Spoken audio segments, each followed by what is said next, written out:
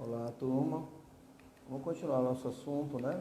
A gente está falando de defesa do Estado, né, e das instituições democráticas. E o nosso primeiro assunto foi falar sobre o Estado de defesa, ok?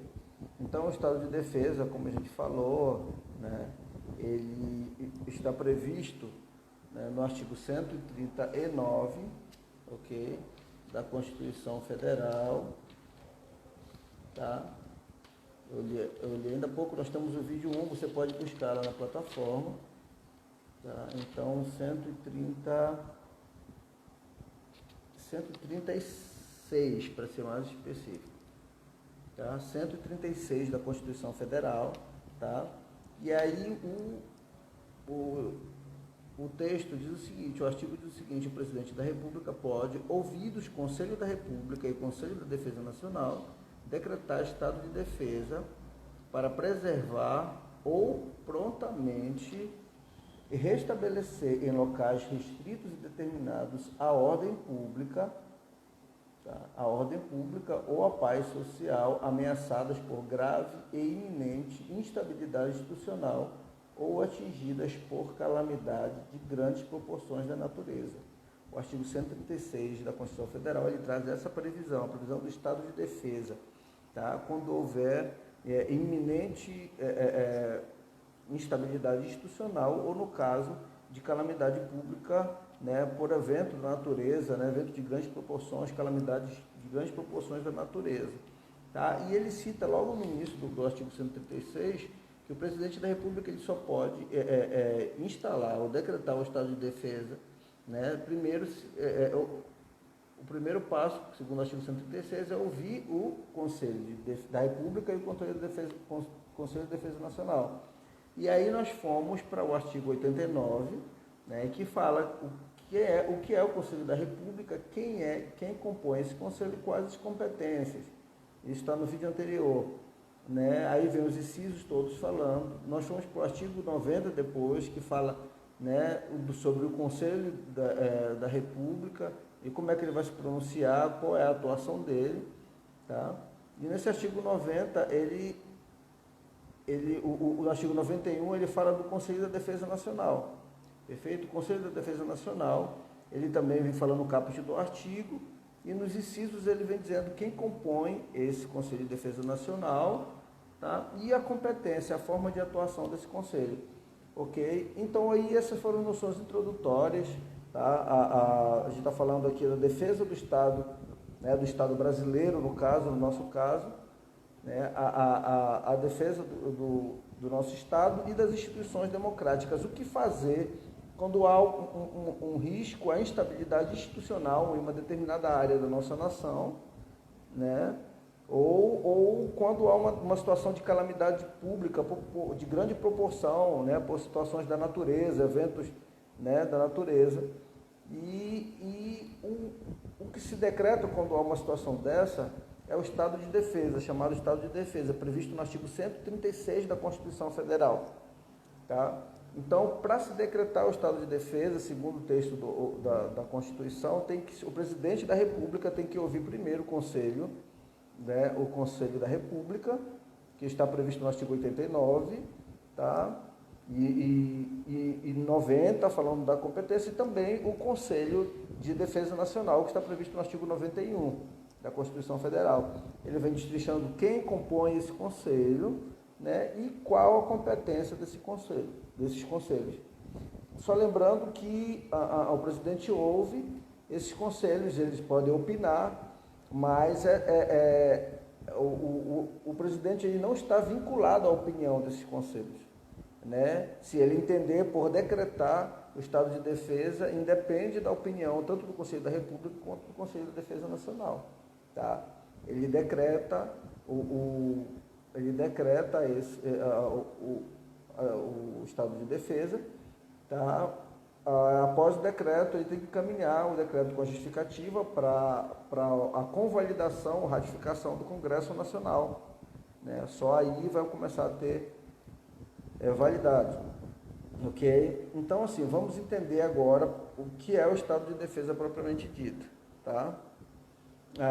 o Poder Executivo, ele consubstancia, né, ele baseia a sua decisão em um decreto. Então, o ato para se estabelecer, para se instalar o estado de defesa é o decreto, tá? Um decreto que especificará o quê? Nesse decreto, prazo, a abrangência e as condições de execução da medida, né? Como eu citei ainda há pouco como exemplo, aqui no estado do Pará, vamos imaginar que há um conflito entre o poder executivo e o poder legislativo. O executivo simplesmente decide que não vai sancionar mais nada que vier do legislativo, e o legislativo paralisa totalmente, não vai editar mais normas nenhuma, né? Ou o executivo e o judiciário, um conflito entre poderes, de forma que se paralisa a atuação desses poderes no Estado, e isso compromete a segurança, né, do Estado do Pará, no nosso exemplo, né, e a estabilidade. Então, gera um conflito institucional, né? Nesse momento, aí há a necessidade do presidente da República intervir, né, de tomar uma decisão, tomar as rédeas da situação para si, para poder estabelecer a ordem, a paz social nesse lugar, né? Eu peguei o exemplo do Estado do Pará. Então, o presidente da República, nesse momento, ele diz, olha, o Estado do Pará, as coisas estão paralisadas, os poderes não estão se entendendo, há um conflito generalizado, né, um conflito institucional, e nós temos que decidir, né? Leva isso para o Conselho da República, houve o Conselho da República, né? No artigo a gente viu ainda há pouco, o artigo do Conselho da República é composto pelo vice-presidente da República, um presidente da Câmara dos Deputados, o presidente do Senado Federal, os líderes da maioria e da minoria da Câmara dos Deputados e da maioria e da minoria do Senado Federal, o ministro da Justiça e 6 cidadãos brasileiros natos, né, eleitos 2 pelo presidente da República, 2 pelo presidente da Câmara dos Deputados e 2 pelo presidente do Senado Federal. Então, esse conselho, ele ouve esse conselho e diz, olha, conflito está acontecendo e a gente tem que resolver. O que é que vocês acham? E eles vão opinar. Houve depois o Conselho da Defesa, né? E o Conselho da Defesa, por sua vez, é composto pelo vice-presidente da República, o presidente da Câmara do Senado, o presidente dos Deputados, o presidente do Senado Federal, o ministro da Justiça, o ministro do Estado da Defesa, tá? O ministro das Relações Exteriores, o ministro do Planejamento, como está no vídeo anterior. Então, ele ouve esses 2 conselhos e ele vai decidir. Lembrando que eles apenas opinam, né? O presidente pode acatar ou não. E aí, caso ele decida por decretar o estado de defesa, ele encaminha o decreto junto com as justificativas dele, né, para o Congresso Nacional, né, para o Congresso decida ou ratificar essa decisão do presidente da República ou não. Ou seja, que se instale ou não o estado de defesa. Tá? Então, o estado de defesa ele será decretado pelo presidente da República, compreendido até aqui, né? Com o estabelecimento de todas as medidas imediatas, como vai se dar o local, a abrangência, o período, né? Isso tem que ser tudo definido, não pode ficar lá no estado do Pará ad eterno, porque vai vir um representante do governo. No nosso exemplo, por exemplo, do estado do Pará, vai vir um representante do governo para se instalar e ele vai ter o poder, né? Diante do conflito dos demais poderes, ele vai ter o poder para apaziguar, para poder trazer essa solução para o conflito. Então, assim, o limite do estado de defesa, né, é justamente buscar medidas imediatas e levar isso para o Congresso para poder, através da justificativa, o Congresso decretar, convalidar ou não esse decreto do presidente da República. A duração será de 30 dias no máximo, tá, do estado de defesa. Podendo haver uma única prorrogação, no caso de igual período, ou se os motivos que levaram a sua decretação ainda persistirem, isso está lá no parágrafo 2º do artigo 136, né, se persistirem os conflitos, não houver alteração ou modificação, né, não houver uma solução, nesse momento pode ser prorrogado por igual período. Tá? Artigo 136, parágrafo 2º, diz assim, o tempo de duração do estado de defesa não será superior a 30 dias, podendo ser prorrogado uma vez por igual período, se persistirem as razões que justificaram a sua decretação. Tá? Então, não havendo solução, né? Não havendo solução, nesse momento se prorroga, né, por igual período, tá? Uma única vez, até que se alcance a solução desejada. Isso está no 133, parágrafo 2º. Então, durante a vigência das medidas excepcionais que o decreto vai trazer, o Congresso Nacional ele vai continuar o funcionamento dele normal, tá? A fim de que se possa fiscalizar a implementação do decreto de defesa. Tá? Então, o Congresso ele continua trabalhando normalmente e ele dá atenção total para aquela localidade onde se decretou, onde se implantou o estado de defesa. Tá? Então, quais os motivos para se instalar o estado de defesa? O principal deles, dos motivos, é o quê? Estão previstos aqui também no artigo 136, né, que o parágrafo, deixa eu olhar bem aqui, 136, parágrafo 1º, né, 136, isso, a partir do parágrafo 1º, tá, o tempo de duração, aí na vigência, ele vem trazendo, na vigência, qual a função, o objetivo, o propósito do decreto? Está no caput do 136, está no caput mesmo. Tá? Justamente essa é para preservar ou restabelecer. Preservar, restabelecer em locais restritos e determinados a ordem pública, a paz social, ameaçada por grave e iminente instabilidade institucional.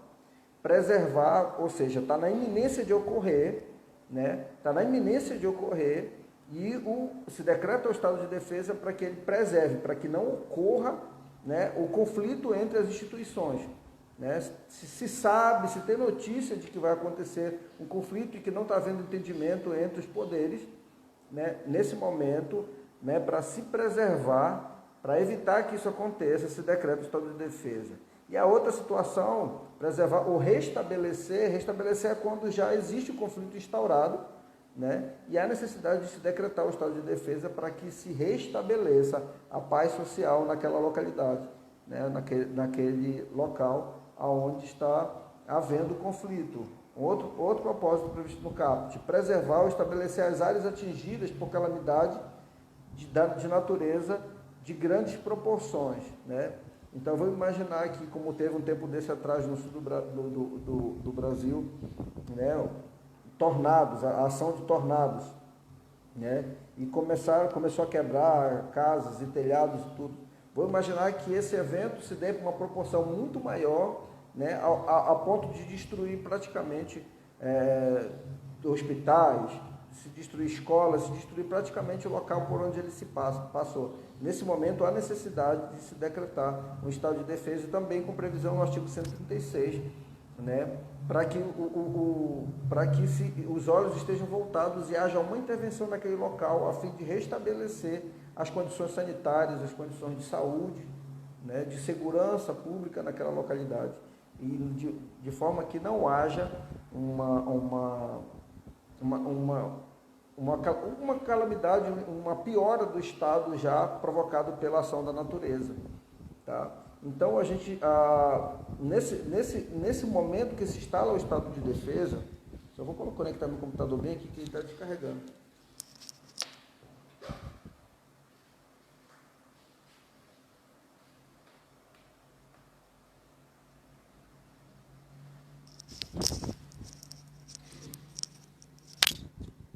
Então, nesse momento que se instala o estado de defesa, né, que há o decreto ratificado pelo Congresso Nacional e ele passa a ter efetividade, tá? Nesse momento ele começa a produzir seus efeitos, ok? Então, assim, os efeitos do estado de defesa, né, ele é um estado excepcional, ok? Ele é um estado, por exemplo, nós estamos no Brasil hoje vivendo uma pandemia, mundo na realidade, e no Brasil nós temos um decreto de calamidade, né? Então, esse decreto ele acaba restringindo algumas coisas. Ele obriga você a usar máscara, ele restringe o acesso a alguns lugares, né? Agora não, agora está começando a flexibilizar, mas limitava a reunião de pessoas. Então, há uma restrição, uma limitação em direitos individuais, né? Em direitos e garantias mesmo que constitucionais, por conta da pandemia, que se busca preservar a vida, nesse momento há uma restrição, há uma limitação nos nossos direitos, como de cidadão, direitos constitucionais e tal. Então, assim como no decreto desse de calamidade, da mesma forma no estado de defesa, há algumas restrições. Né? Quando se decreta o estado de defesa, se instala o estado de defesa numa determinada região, seja por conta de conflitos institucionais, seja por calamidade provocada por eventos da natureza que tragam ali desastres, né, ambientais e tal, nesse momento começam algumas restrições. A primeira restrição, aqui consta do artigo 136, deixa eu ver aqui qual o inciso. Aqui, o parágrafo 1º, inciso 1º, restrições aos direitos de, aí tem a linha A, B e C. Então começa a haver restrições ao direito, primeiro, restringe o direito de reunião, sigilo de correspondência, na linha B, e sigilo de comunicação telegráfica e telefônica. Tá? Imaginemos que, como no exemplo que eu dei do estado do Pará, há um conflito, né, provocado entre o Poder Executivo e o Judiciário, ou Legislativo e o Judiciário. E nesse momento, o decreto de defesa, o estado de defesa, ele permite que alguns direitos, algumas garantias sejam restringidas. Né? Por exemplo, pode-se haver a restrição dos direitos de reunião, né? Quando se instala o estado de defesa, vem um representante do governo que ele passa a decidir tudo que vai acontecer naquele estado, naquela localidade onde está havendo conflito. Então agora todos os poderes ali são suprimidos por ele que vai ditar as regras. E nesse momento ele diz, a partir de hoje, né, decreta isso, a partir de hoje, o direito de reunião está restrito. Ninguém pode mais se reunir. As igrejas não podem se reunir, não pode se reunir em casa, e restringe o direito de reunião. Também pode se restringir o sigilo de correspondência. Também se determina que a partir daquele momento o Estado poderá acessar a correspondência das pessoas para poder saber, para poder informações, de forma a restabelecer a paz, sempre justificado por esse motivo, restabelecer a paz social, né? E também restringe também a comunicação telegráfica, né? Então, se você tem, por exemplo, o Estado numa situação dessa, ele pode acessar e-mails, né? Ele pode verificar o que tem na sua correspondência, ele pode acessar seus e-mails, ele pode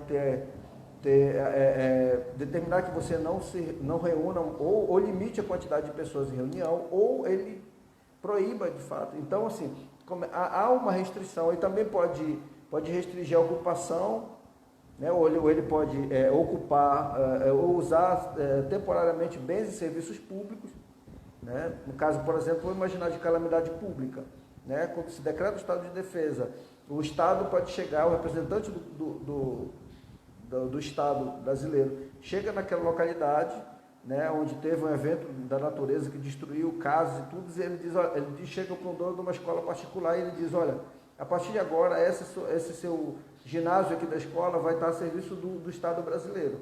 E nós vamos remanejar para cá as pessoas que estão desabrigadas e desalojadas. E o governo pode ocupar e usar temporariamente aquele local para poder colocar as pessoas ali, abrigar as pessoas, né? Da mesma forma como ele pode solicitar um hospital privado, por exemplo, para poder tratar as pessoas que foram atingidas por aquele evento da natureza. Então, assim, outra situação que pode acontecer quando se decreta o estado de defesa, pode haver prisão por crime contra o Estado, né? Então, isso é determinado diretamente pelo executor do estado de defesa. Então, aquela pessoa designada pelo presidente da República para aquela área de conflito, ou aquela área onde está tendo calamidade pública, naquele momento, se alguém desobedecer uma determinação daquele executor, daquela pessoa que está cumprindo ordem do presidente da República, do presidente do Estado brasileiro, né, se ele descumprir, naquele momento ele pode, inclusive, ser preso. Né? Se ele chega e diz assim, olha, a partir de hoje está proibido o direito à reunião, Você não pode reunir mais nas casas e tal, né? Ou ele chega e isola uma determinada área onde teve uma calamidade e diz, a partir de hoje ninguém pode acessar mais essa área, e se você desobedecer qualquer uma dessas determinações, sob o decreto do estado de defesa, você pode ser preso, tá? Como uma norma também de restrição, tá? Então, assim, o estado de defesa, a gente viu no caput do artigo, que ele tem tanto um caráter preventivo, né? Quando eu falo no artigo 136, que ele tem, quando ele busca preservar, né? Ele fala preservar ou prontamente restabelecer. Então, se ele preserva, ele tem um caráter preventivo, né? Na condição de ocorrência desses fatos. Também como poder repressivo, que já é o caso de restabelecer, né? No caso do caput aqui, traz restabelecer. Então, ele preserva, né, para poder evitar que ocorra um conflito institucional ou que agrave aquele estado de calamidade, no caso de acidente, de eventos provocados pela natureza. Desculpa, então ele tem esse efeito de preservar ou de reprimir, né? Então, tem esses dois caráteres. O estado de defesa pode ser preventivo na condição da ocorrência desses fatos, como pode ser repressivo, né? Concretizando-se após acontecimentos previstos. Então, assim, ele se configura, né? Configura um meio adequado para enfrentar instabilidades sociais que ocorreram em partes determinadas e restritas do território da nossa nação, né? Se houver uma grave ofensa ao país inteiro, né, o meio mais indicado será o estado de sítio, que é o que a gente vai ver na nossa próxima aula, tá? Então, quando houver instabilidade, né, ou institucional, conflitos entre as instituições, né, de forma a provocar instabilidades, ou se houver eventos da natureza de grande proporção, né, em uma determinada localidade, uma determinada área, né, o instrumento para se decretar, né, para poder ter uma intervenção do governo, do Estado brasileiro naquele local, para tentar restabelecer a ordem e a paz social, né, esse instrumento é o decreto do Estado de Defesa, tá? Que é um decreto que é editado pelo presidente da República, após ouvido o Conselho da República e o Conselho de Defesa Nacional, e pode ser ou não convalidado ou ratificado pelo Congresso Nacional. Ratificado pelo Congresso Nacional, ele passa a assistir seus efeitos, né?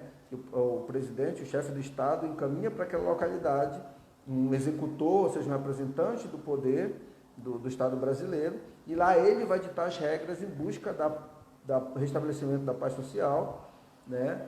ou restabelecimento da ordem quando se trata de eventos, né, de grandes catástrofes ambientais e da natureza, tá? Sendo que a duração prevista para esse decreto é de 30 dias, né, podendo ser prorrogado pelo mesmo prazo uma única vez, certo?